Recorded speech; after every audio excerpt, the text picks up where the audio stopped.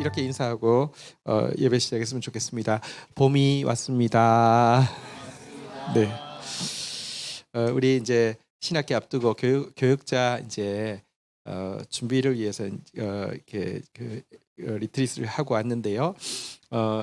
이전에 이제 그 남북 간의 관계가 좋을 때 고성이라는 곳에서 금강산을 왔다 갔다 하는 이제 그 항로가 열리게 되었을 때 북향민 중에서 한 분이 이제 북한 가장 가까운 이곳에서 통일을 위해서 준비하고 기도했으면 좋겠다 해서 조그마한 그러니까 이제 아파트를 하나 해두고 하나님의 집 그래서 기도하는 집을 만들어 뒀었는데 지인이어서 이제 그 공간을 무료로 빌려줘서 이제 갔다 왔습니다. 근데 가면서 사실은 지난주까지 너무 추웠잖아요, 그죠? 근데 또 강원도 막 바닷바람 되게 춥겠다 생각하고 갔는데 진짜 이 봄이 온 거를 완전히 느낄 수 있었어요. 그 고성 앞바다에 눈 녹는 사진 한번 보시면요. 한번 보여드리면 이렇게 눈이 막 녹고 있어요. 그 다음 사진도 한번 보실래요? 이렇게 눈이 녹고요. 그다음에 이렇게 눈이 이렇게 녹고 그 되게 좋았어요. 자 근데 실은 이제 고성 뭐 이렇게 뭐 볼 거 있을까 하고 갔다가 깜짝 놀랐는데 가니까 그 이승만 뭐 저기 별장도 있고 김일성 별장도 있고 그래서 사실 뭐 두 분 다 이렇게 그러니까 두 사람 다 이렇게 뭐 특별히 마음에 막 있지는 않아서 별 갈 생각은 없었는데 그래도 이때 아니면 언제 가겠나 싶어서 갔는데 그게 실은 이승만 별장은 우리나라 초기에 오신 서양 선교사님들이 그러니까 사역하다가 정말 많이 돌아가셨거든요. 풍토병이나 뭐 이런 거. 근데 이제 휴가 때 쓰기 위해서 지어 놓은 별장을 이제 이승만 대통령이 이제 자기 별장으로 사용한 것이고요. 김일성 별장은 또 있어서 그러니까 그래도 티켓 안에 이승만 별장을 끊으면 김일성 별장도 가야 돼 가지고요. 그래서 이제 갔더니 제가 너무 좋아하고 존경하는 선교사님이 지은 별장이었어요. 우리 한국 사람은 절대 잊어서는 안 되는 한 이름이 있는데요. 제임스 홀, 로제타 홀이라는 부부가 그 아들이 또 셔우드 홀이고요. 아내도 무슨 홀인지는 잘 모르겠는데 이 네 명이 다 의사시고요. 이 제임스 홀이 하고 로제타 홀 부부가 와서 제임스 홀 같은 선교사님 같은 경우는 우리나라에서 최초로 이제 순직한 선교사님이세요. 청일 전쟁 때 전염병 막 걸린 환자들 돌보다가 자신이 전염병에 감염돼서 돌아가셨고요. 그러면 이제 여의사 혼자 몸으로 이 땅에 있는 게 어렵잖아요. 그리고 그때 이제 임신 중이었거든요. 근데 유복녀를 낳았는데 병에 걸려서 죽었어요. 그러면 정말 이 땅에 있는 게 얼마나 어렵겠습니까? 그때 이제 어린 아이 그 셔우드 홀이라는 아들이 있었는데 너무 심신이 피폐하기도 하고 또 교육 문제도 있어서 미국으로 돌아갔죠. 그런데 돌아가서 아이 학교에 입학시키고 다시 돌아오셨어요. 그리고 이 아이는 아버지의 뜻을 이어서 의사 공부를 하고는 학위를 마치고 같은 의사인 분하고 결혼해서 한국으로 왔어요. 그래서 이제 한국에 와서 여러분 사실 이제 그 우리나라 크리스마스 결핵실 옛날에는 학교에서 막 크리스마스 때 팔았잖아요. 그걸 이분이 만들었어요. 왜냐고 하면 당시 조선 인구의 4분의 1이 결핵을 앓았고요. 결핵의 치사율이 엄청 높았어요. 그러니까 진짜 치사율이라는 게 너무 높았어요.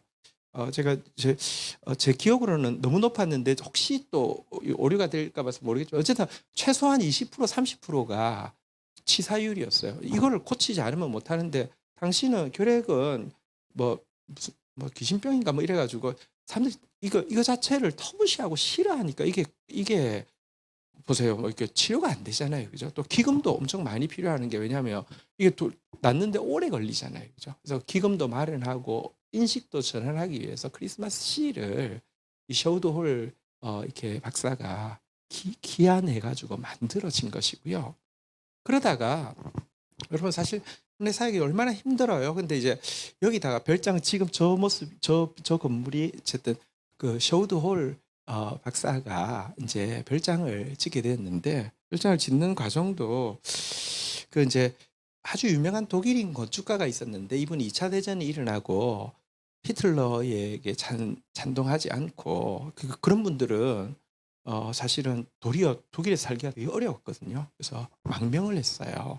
망명을 했는데 이 그 인제 선교사님을 만나고는 이분을 위해서 정말 좋은 이렇게 집을 평생을 수고하는데 좋은 집을 지어 드리고 싶다 이런 마음으로 해서 지어진 이 별장이에요. 그러니까 사실은 어 이 지금 앞 이 모양이 거의 그 모양으로 이렇게 복원을 해 놓은 것이고요. 그 앞에 또 바닷가가 있는데 한번 보시죠. 바닷가가 사실은 참 예 참 아름다운 바닷가가 있고 그래서 여기서 인제 좀 위로를 받고 뭐 이러실 수 있는 참 좋은 장소였는데 제가 너무 좋아하는 분이셔서 그 책을 다 읽으면서 '내가 저분 휴양지 한번 가야지.' 하고 생각하다가 잊어버렸는데 김일성 뭐 이렇게 별장이라 그래서 기분 나빠서 안 가려고 했는데 가 보니까 이거를 이제 김일성이 차지해 가지고 김일성 별장을 하게 된 것이고요. 이분은 1940 년대에 사실은 인제 참 우리 한국의 초창기 선교사들이 너무 감사한 게 우리나라 독립운동할 때 사실은 뒤에서 이렇게 지원하고 지지하고 하는 일을 참 많이 해 주셨어요. 그래서 일제에 의해서 추방을 당하게 되었습니다. 추방을 당했는데 이분이 그 정도면은 너무너무 고생하고 수고했으니까 뭐 귀국해도 될 터인데 귀국하지 않고 인도로 가서 인도 선교사를 하시다가 우리나라가 해방이 되었어요. 해방이 되고 나서는 사실 되게 은인이잖아요. 그죠? 그래서 꼭 들어오시라고 했는데 지금 들어가면 이제 누릴 것만 있잖아요. 그죠? 근데 내가 한번 생각해 봤어요. 솔직히 저 아름다운 환경에 저 아름다운 집을 지어 놓으면 얼마나 오고 싶겠어요. 그리고 또 아버지, 어머니가 묻혀 있는 곳이고 얼마나 오고 싶겠어요. 안 들어왔어요. 평생 안 들어왔어요. 인도 있다가 은퇴하고는 양로원에서 평생 지내시다가 돌아가셨어요. 근데 제가 그 책을 닥터 홀의 조선회상이라는 책을 볼 때는 아직 살아 계신 상태였어요. 이 내가 이걸 보면서 너무 고마우면서도 너무 미안하고 막 만감교차한데 그때만 해도 제가 외국을 나가 본 적이 없는 상황이어서 캐나다를 간다? 캐나다에 있는 요양원에서 돌아가셨는데 예 그 계실 때 '캐나다를 간다.' 이건 내가 엄두를 낼 수 없는 상황에 조금 지나니까 돌아가셨다는 소식이 들리더라고요. 그래서 참 진짜 참 마음의 은인으로 생각하고 계신 분인데 오늘 가서 보고는 너무 감사하고 너무너무 행복한 시간이었습니다. 그리고 사실은 그렇게 지금도 그 홀 이름이 그게 어떻게 김일성 별장이에요. 그걸 인제 자기들이 뺏어서 한 것이지 지은 사람이 있고 그분이 얼마나 귀한 일을 했는데 이름마저도 빼앗겼지만 그런 이름 없이 빚도 없이 이 땅을 위해서 헌신한 분들의 수고가 있었기 때문에 이 땅이 세워진 것이고요. 하나님은 지금도 그런 분들의 수고를 기억하셔요. 천국에 가면 저 집이 이름이 김일성 별장은 아니겠죠. 그죠? 이승만 별장도 아니고요. 참 그 고통 가운데에 계시지만 또 이렇게 쉬어야 될 때 오셔서 쉬고 회복하고 가셨던 그 귀한 선교사님들의 자리를 우연찮게 가서 밟으면서 참 감사했고요. 어쨌거나 우리 옆에 분들에게 인사하겠습니다. 아무리 추워도 봄은 옵니다. 산골짜기 여기저기 봄의 향기가 겨우내 숨어있던 산새들의 노래 들리고 산등성이 하얀 눈은 이제 보이지 않고 이것이 우리 주님 약속하신 봄의 모습 아닌가. 내가 염려했던 지난 날들과 영원히 계속될 것만 같았던 추운 겨울은 주님의 약속대로 흔적도 없고 내 하나님 행하신 일 만물이 찬양하누나. 우리 이전에 우리 교회 이제 그 수양회 때 오셨던 김도윤 김도현 예 저기 가수 이제 곡이죠. 이제 작사 작곡한 곡인데 여러분 역사의 주관자가 하나님이셔서요. 어떤 때는 보면 엄동설한 같은데 그리고 다시는 봄이 안 올 것 같은데요. 때가 되면 봄은 옵니다. 그분이 역사 시간을 쥐고 계신다는 생각을 하면 우리 안심할 수 있고요. 또 겸손할 수도 있고요. 버티면 됩니다. 하나님은 일하십니다. 할렐루야. 자, 우리 요한복음 9장 마지막 부분입니다. 28절부터 34절 내용 한번 보겠는데요. 28절 읽기 전에 27절부터 먼저 한번 제가 읽고 28절을 읽고 하겠습니다. 대답하되 내가 이미 일렀어도 듣지 아니하고 어찌하여 다시 듣고자 하나이까? 당신들도 그의 제자가 되려 하나이까? 28절 읽겠습니다. 시작. 그들이 욕하여 이르되 너는 그의 제자나 우리는 모세의 제자라. 자, 여러분 있을 수 없는 일이죠. 날 때부터 맹인된 자가 이렇게 눈을 떴으니까요. 근데 예수가 뛰었다라고 딱 정언하니까 막 바리새인들 안에도 막 설랑설레가 일어났죠, 그죠? 있을 수 없는 기적이니까 이거는 뭐 있는 거 아니야? 이런 쪽도 있지만 다수는 뭐라고요?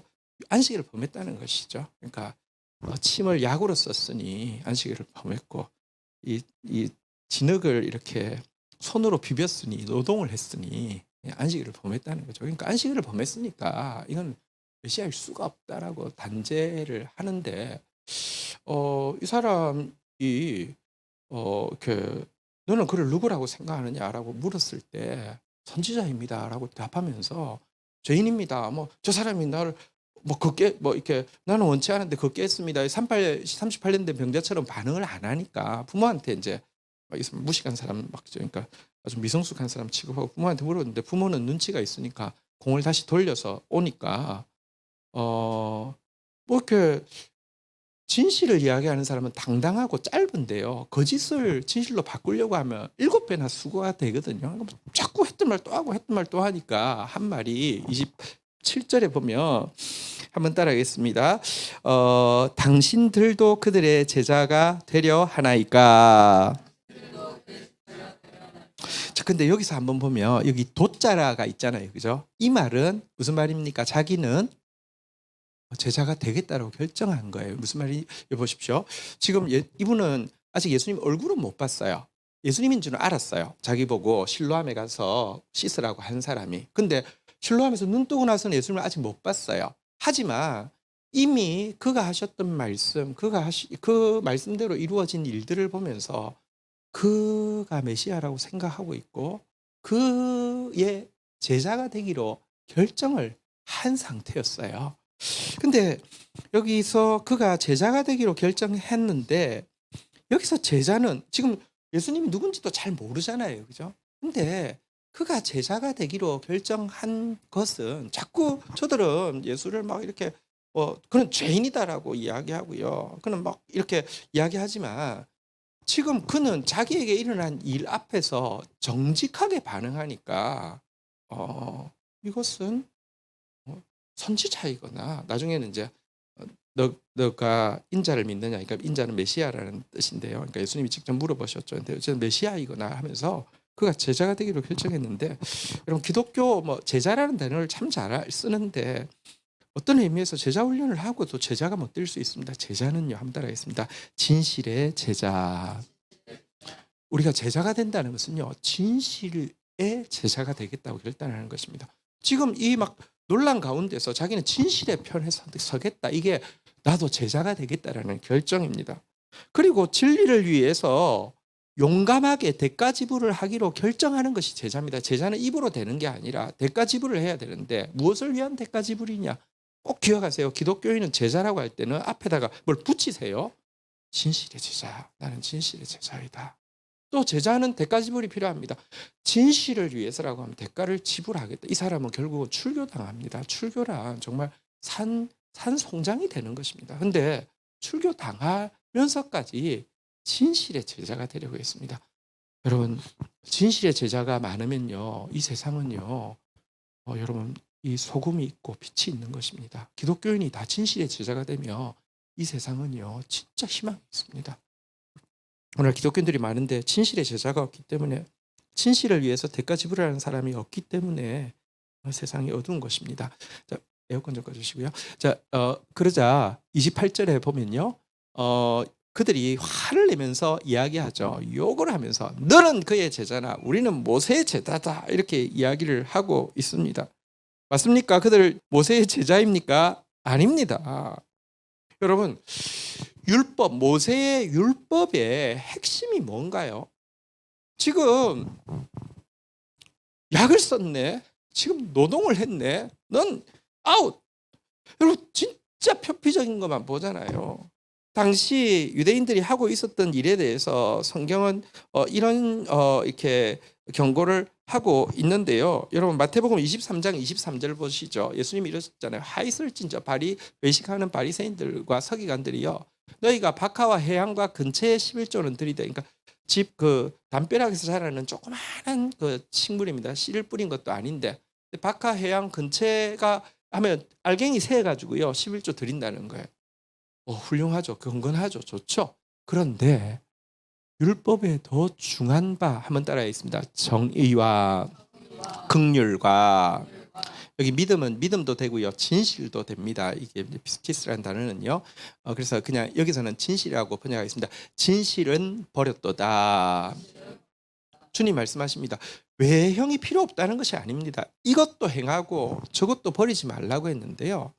지금 표피적인 외형을 가지고요, 이 정의, 약한 자를 돌아보는 거, 그리고 약한 자를 왜 돌아봅니까? 그의 마음에 긍휼의 마음이 있잖아요. 지금 예수님이 이 일하면 사람들이 마음이 변할 거라고 생각해서 예수님이 이 일을 했겠어요? 아니요.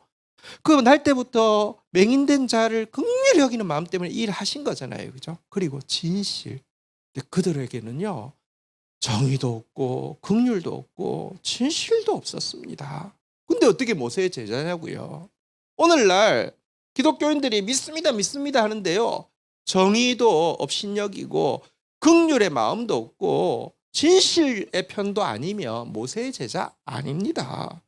특별히 모세가 했던 말 중에서 여러분, 십계명을 다 주고 율법을 다 주고 나서 이대로 지켜라고 이야기하지 않고 모세가 그걸 주고 나서 한 말이 있습니다.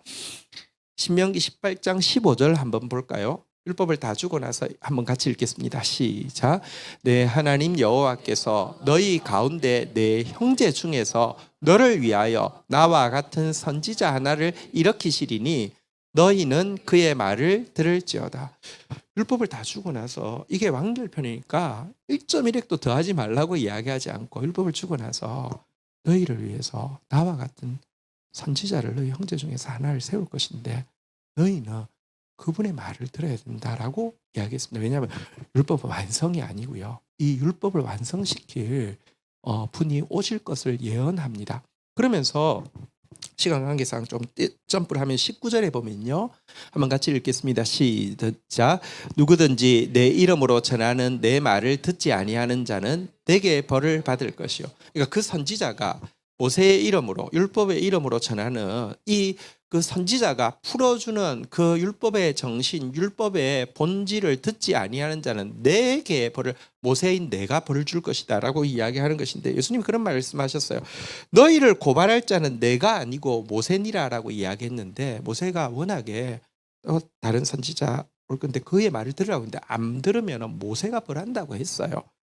근데 그 사람이 진짜 메시아, 그 사람이 모세가 이야기한 그 뒤에 올 그 선지자인 줄 어떻게 확인할 수 있습니까? 22절에 보면 가짜의 분별, 가짜가 아니라 진짜 바로 그 선지자, 메시아를 이야기하죠. 메시아의 표적을 이야기합니다. 같이 읽어볼까요? 시작.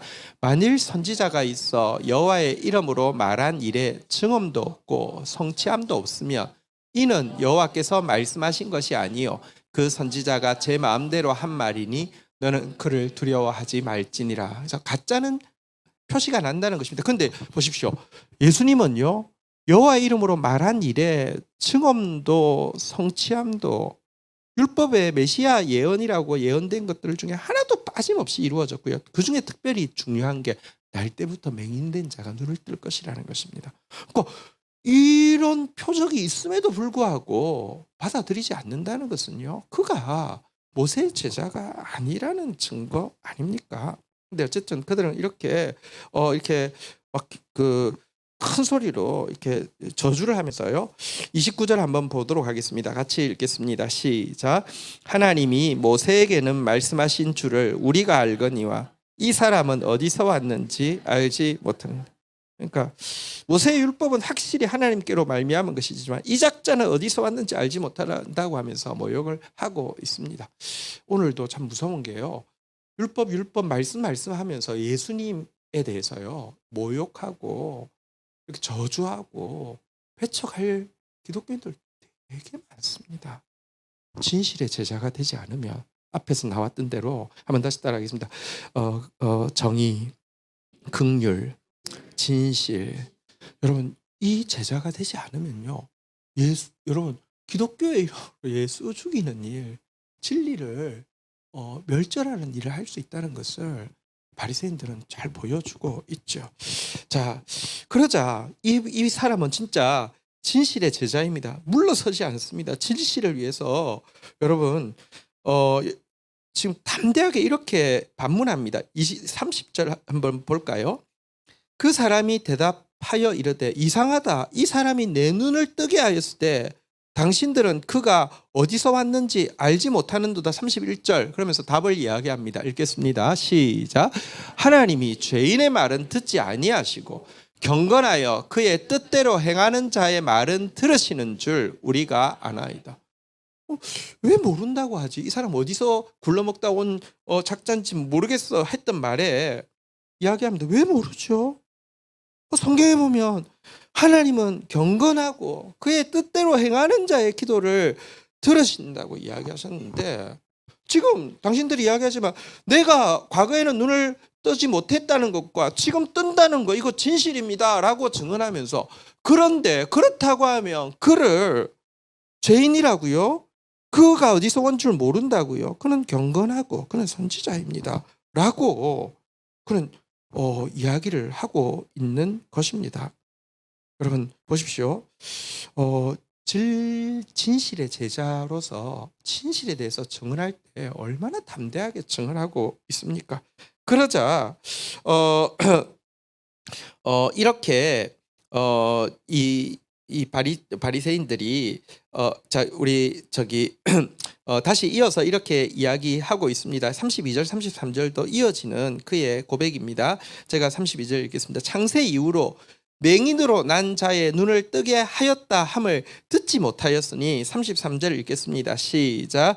이 사람이 하나님께로부터 오지 아니하였으면 아무 일도 할 수 없으리다. 자 보십시오. 뭐 얼마나 담대합니까? 창세 이후로 이런 일이 있었습니까? 할 말 없죠. 그렇다면 이 사람이 하나님으로부터 오지 않았으면 어떻게 이런 일이 있겠습니까? 할 말 없죠. 그러니까 이거 정말 진실의 편에 선 사람은요 담대합니다. 자 그런데 여러분 보십시오. 그는 어떻게 이렇게 진실의 편에 설 수 있었을까요? 여러분 그리고 또 바리새인들은 어떻게 더 많이 배운 사람인데 진실의 편에 설 수 없었을까요? 성경에서 믿음이라는 단어를 자꾸 제가 아까 전에 제자라는 단어 앞에도 진실의 제자라고 한 개를 넣어두면 훨씬 더 우리가 내가 제자인가를 점검하기 쉽다고 했는데요. 믿음이라는 단어만큼 너무 막 남발되고 있기 때문에 믿음이라는 단어를 자꾸 다른 동의어로 바꾸지 않으면 여러분 믿음이 아닙니다. 예를 들면 믿음을 내가 진짜 믿음이라고 고백할 때 그 방법은 두 가지가 있는데요. 믿음 앞에다가도 더 뭘 넣는 겁니다. 나는 눈에 보이는 것보다 눈에 보이지 않는 것이 더 중요하다는 사실을 믿습니다. 그러면 믿음이 되는 거예요. 나는 이익보다 공의를 앞세우는 것이 맞음을 믿습니다. 그럼 믿음이 되는 거예요. 그러니까 어쨌든 앞부분이 없는 믿음은 믿습니다 한다고 믿음이 아닙니다. 믿습니다 하면 믿음이 아닙니다. 그게 크다고 되는 게 아니라 알고 믿어야 됩니다. 또 한 가지는 믿음을 다른 단어로 바꾸는 것입니다. 이것이 어쩌면 더 효과적입니다. 여러분 믿음의 굉장히 중요한 동의어 혹은 또 믿음의 가장 접점이 되는 반의어가 하박국서 2장 4절에 나온다고 제가 몇 차례 말씀드렸는데요. 한번 같이 읽어볼까요? 읽겠습니다. 시작. 보라 그의 마음은 교만하며 그 속에서 정직하지 못하나 의인은 그의 믿음으로 말미암아 살리라. 의인은 믿음으로 산다고 그랬잖아요. 그죠? 근데 의인과 반대되는 악인에 대해서 악인은 무엇으로 산다고 이야기하냐면요. 한번 따라하겠습니다. 교만, 부정직. 악인은 교만으로 삽니다. 제 잘난 맛에 삽니다. 악인은 거짓말하는 재미로 삽니다. 거짓말이 막 권능을 거짓말이 힘이 있을 때는 진짜처럼 통하잖아요. 그 맛에 빠져 삽니다. 이게 악인들의 사는 삶입니다. 그러나 의인은 믿음으로 산다 그랬는데 믿음으로 삽니다. 믿음으로 삽시다 하는데 무슨 뜻인지를 모르는 경우가 많습니다. 믿음으로 산다는 게 무엇이냐고 하면요. 한번 따라하겠습니다. 겸손하게 살겠습니다. 정직하게 살겠습니다. 물론 하나님 없는 겸손은 겸손이 아니고요. 하나님 없는 정직은 정직이 아닙니다. 근데 하나님을 생각하고 경외함으로 겸손히 사는 거 그게 믿음이고요. 하나님의 갚아주심을 하나님의 공의로운 심판을 생각하고 정직하게 사는 거 그게 믿음입니다. 여러분 이 사람은 어떻게 이 맹인은 이런 여러분 진실의 제자가 될 수 있었을까요? 그가 여러분 모든 어려운 조건에 있다고 다 겸손해지는 건 아닙니다.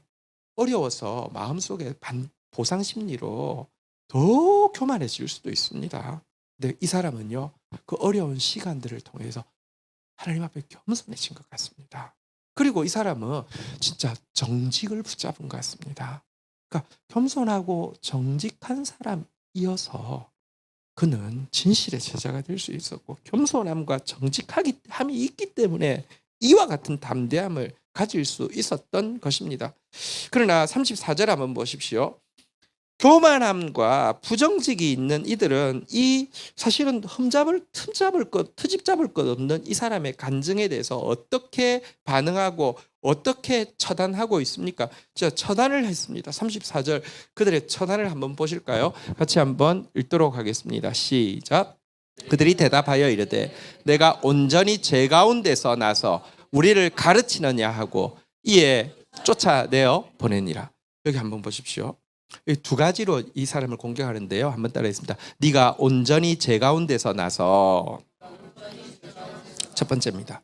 이거 뭔 말입니까? 너가 맹인 너 지금 말하는 거 보니까 네가 왜 날 때부터 맹인된 줄 알겠어? 이 말이잖아요. 그죠? 장애를 가지고 태어나면 그 유대인들이 성경의 가르침이 아니라 유대인들이 부모의 죄나 아니면 그 사람의 죄일 거다 이런 식으로 막 봤죠. 예수님은 그렇게 이야기하지 않았어요. 그에게서 하나님이 하시는 일을 나타내기 위한 하나님의 기회다라고 이야기했습니다. 하나님의 눈은 다릅니다. 근데 그 눈 가지고 너 이거 보니까 네가 날 때부터 죄인일 그러니까 네가 온전히 죄 가운데서 죄덩어리여서 그런 식으로 났지 이렇게 이야기하면서 그의 장애를 가지고요 인격 모독하고 있고요. 일단 할 말이 없으니까 인격을 모독하는 거예요. 그 다음에 두 번째는요 한번 따라하겠습니다. 우리를 가르치느냐. 보십시오. 여러분 우리가 겸손함에 굉장히 중요한 표상이 그러니까 증거가 뭐냐고 하면 끝까지 가르침을 받는 것입니다. 제가 지난번에 한번 이야기했죠. 가장 높은 단계를 유대인들의 학교에서는요 학생이라고 부른다고 했잖아요. 그죠? 여러분 겸손하다 아까 겸손하다 정직하다 그랬는데 겸손이 뭐냐? 끝까지 배울 게 있으면 배우는 게 겸손입니다. 근데 지금 감히 어디 천한 것이 우리를 가르치러 들여 이러면서 지금 그를 이렇게 뭐랄까요 윽박지르고 있죠. 말문이 막히니까 자기들이 그러니까 그 뭐랄까 그 말에 대해서 자기들이 어떻게 반응할지에 대해서요 답하는 게 아니라 상대방을 인격 모독하고는 자기의 학벌과 자기의 권력을 이용해서 이 사람의 입을 막고 입을 틀어막고 말을 못하게 하고 나서는요 어떻게 합니까? 한번 따라하겠습니다. 이에 쫓아내어 보내니라. 여러분 그냥 쫓아낸다는 게 아니라 출교를 시켰다는 것입니다. 이 출교라는 게 정말 무서운 거거든요. 지금 이슬람 사회에서 복음화가 가장 어려운 게 왜냐고 하면 이게 공동사회예요. 그러니까 여기서 만약에 개종을 하잖아요. 그러면 출교를 시킵니다. 출교를 시킨다는 것은요. 죽은 존재예요. 그러니까 상거래도 할 수 없고 뭐 경조사에도 참석할 수 없고 그러니까 그 생활이 안 돼요. 그러니까 사실은 이슬람 사회에서 예수를 믿는다는 거는 그냥 죽은 사람이 되는 거예요. 그게 되게 어려운 거거든요. 근데 이런 식으로 이렇게 출교를 시켜 버리는 것입니다. 보십시오. 교만의 사람, 거짓의 사람은요. 그 지금 직면한 문제 앞에서 그럼 내 생각이 잘못된 나를 돌아보는 게 아니라 비겁하게 그리고 난폭하게 행동을 하고 있는 모습을 보게 됩니다. 오늘 우리가 참 진실의 제자로 살아가는지 오늘 좀 우리가 돌아봅시다. 정말 정의, 긍휼, 진실의 편에 서는지 겸손, 정직함이 있는지 돌아보고 반대로 이렇게 거짓과 교만 때문에요. 정말 비겁하게 인신공격하고요. 할 말이 없으니까 난폭하게 권력을 이용해서 입틀막을 하고는 출교시키는 이런 모습이 기독교인의 모습이 되면 절대 안 됩니다. 우리 정말 진실의 제자답게 살아갈 수 있게 해달라고 또 진실의 편에 서는 사람들을 위해서 정말 긍휼과 정의와 또 진실한 모습으로 그들을 돕는 자 되게 해달라고 우리 하나님 앞에 기도하며 나가야 되겠습니다. 자리에서 일어서시겠습니다.